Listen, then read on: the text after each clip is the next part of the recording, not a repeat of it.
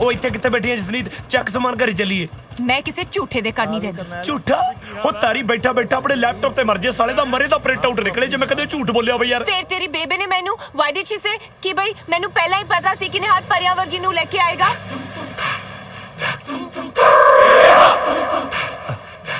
ਯਾਰ ਤੈਨੂੰ ਮੈਂ ਕੀ ਦੱਸਾਂ ਆਪਣੀ ਜ਼ਿੰਦਗੀ ਦੀ ਸਟੋਰੀ। ਮੈਂ ਇੱਕ ਕੁੜੀ ਨੂੰ ਪਿਆਰ ਕਰਦਾ ਸੀ ਜਿਹਦਾ ਨਾਂ ਸੀ ਸਿਮਰਤ। ਉਹ ਮੈਨੂੰ ਛੱਡ ਕੇ ਕੈਨੇਡਾ ਚਲੀ ਗਈ। ਬੇਬੇ ਦੇ ਕਹਿਣ ਤੇ ਉਹਦੇ ਪਿੱਛੇ ਮੈਂ ਕੈਨੇਡਾ ਚਲੇ ਗਿਆ। ਉੱਥੇ ਜਾ ਕੇ ਮੈਨੂੰ ਉਹ ਤਾਂ ਮਿਲੀ ਨਹੀਂ ਗਈ, ਤੇਰੀ ਬਾਡੀਗਾਰਡ ਦੀ ਨੌਕਰੀ ਮਿਲ ਗਈ। ਹੁਣ ਤੈਨੂੰ ਲੈ ਕੇ ਮੈਂ ਪੰਜਾਬ ਆ ਗਿਆ। ਬੇਬੇ ਨੂੰ ਲੱਗਿਆ ਮੈਂ ਉਸ ਕੁੜੀ ਨੂੰ ਲੈ ਕੇ ਆ ਗਿਆ ਜਿਹਦੇ ਪਿੱਛੇ ਮੈਂ ਕੈਨੇਡਾ ਗਿਆ ਸੀ। ਉਹ ਤੈਨੂੰ ਆਪਣੀ ਨੂੰਹ ਸਮਝ ਬੈਠੀ। ਫਿਰ ਮੈਂ ਕੀ ਕਰਾਂ? ਤੇਰੀ ਪ੍ਰੋਬਲਮ ਤੂੰ ਆਪ ਸਾਂਭ। ਐਡਜਸਟ ਕਰ ਯਾਰ। ਮੈਂ ਨਹੀਂ ਕਰਨਾ ਐਡਜਸਟ। ਪਹਿਲੇ ਸੋਚਣਾ ਚਾਹੀਦਾ ਸੀ ਨਾ ਇਹ ਸਭ ਕੁਝ। ਮੈਂ ਜ਼ਿਆਦਾ ਦਿਨਾਂ ਲਈ ਨਹੀਂ ਕਹਿ ਰਿਹਾ, 2-4 ਦਿਨਾਂ ਲਈ। ਮੈਂ ਨਹੀਂ ਕਰਨਾ ਐਡਜਸਟ, ਤੂੰ ਜਾ ਇੱਥੋਂ। ਮੇਰੀ ਗੱਲ ਤਾਂ ਸੁਣ। ਕੋਈ ਫਾਇਦਾ ਨਹੀਂ। I said just go. Try to understand. I said just go यार। ਦੇਖ ਲੈ ਇੱਕ। मैं क्या जा ਇੱਥੋं।